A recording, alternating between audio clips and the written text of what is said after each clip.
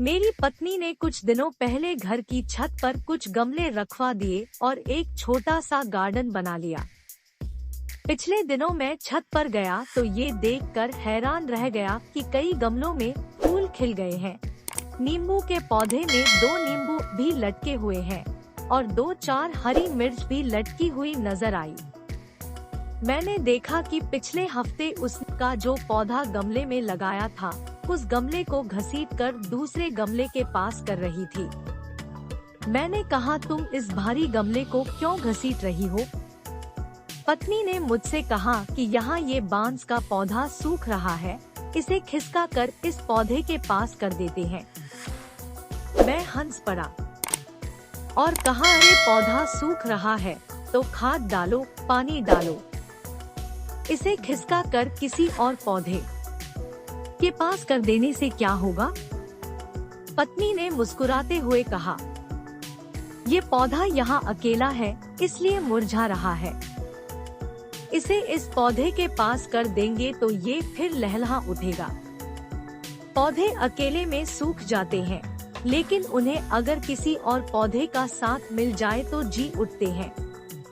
यह बहुत अजीब सी बात थी।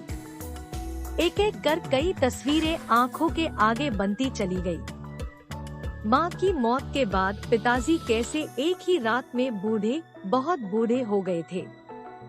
हालांकि माँ के जाने के बाद 16 साल तक वो रहे, लेकिन सूखते हुए पौधे की तरह। माँ के रहते हुए जिस पिताजी को मैंने कभी उदास नहीं देखा था, वो माँ के जाने के बाद खामोश से हो गए थे।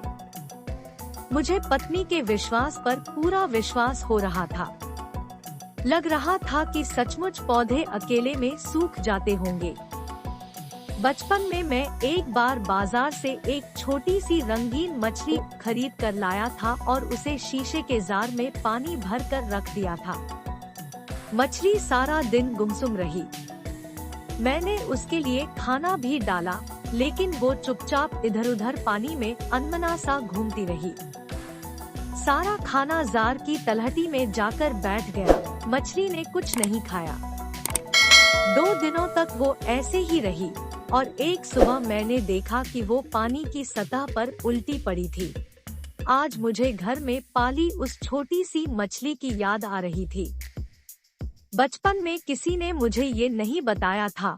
अगर मालूम होता तो कम से कम 2-3 या ढेर सारी मछलियाँ खरीद लाता और मेरी वो प्यारी मछली यूं तन्हा न मर जाती।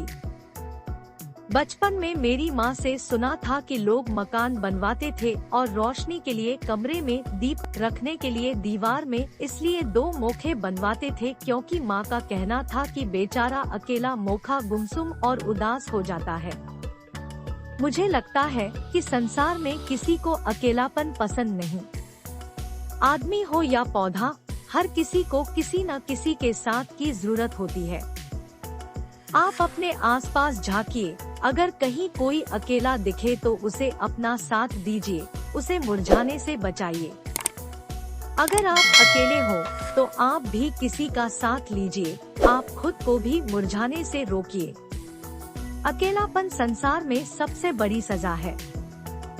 गमले के पौधे को तो हाथ से खींचकर एक दूसरे पौधे के पास किया जा सकता है, लेकिन आदमी को करीब लाने के लिए जरूरत होती है रिश्तों को समझने की, सहेजने की और समेटने की।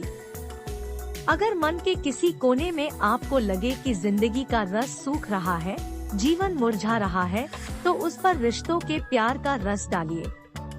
खुश रहिए और मुस्कुराइए। White smiling face. कोई यूं ही किसी और की गलती से आपसे दूर हो गया हो तो उसे अपने करीब लाने की कोशिश कीजिए और हो जाइए हरा भरा।